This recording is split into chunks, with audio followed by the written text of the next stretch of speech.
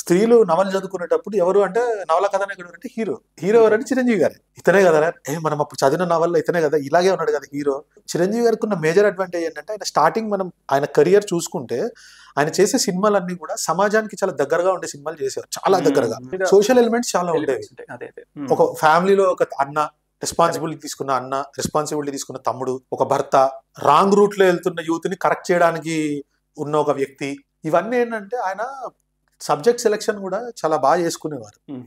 చూసుకొని ఓకే వాళ్ళు సమాజానికి దగ్గరగా బ్రతుకుతూ పుస్తకాలు చదివే అలవాటు చాలా మందికి ఉండేది అప్పట్లో. నవల్స్ బాగా చదివేవారు.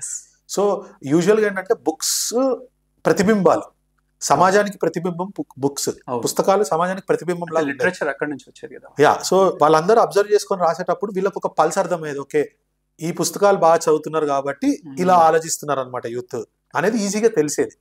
అందుకని ఆయన ఏంటంటే సబ్జెక్ట్ సెలెక్షన్ లో కూడా ఎవరికో చెప్పారు ఆయన ఒకసారి, పికప్ సీన్స్ అని ఉంటాయి, మనం అది ఇంపార్టెంట్ చూసుకోవాలి. ఎందుకంటే సినిమా మొత్తం సూపర్ సీన్స్ ఉండడం కష్టం కాబట్టి పికప్ సీన్స్ అని ఉండేవి, ఐకానిక్ సీన్స్. అలా ఈయన పికప్ స్టెప్స్ కూడా ఉండేవి. He use to select those steps.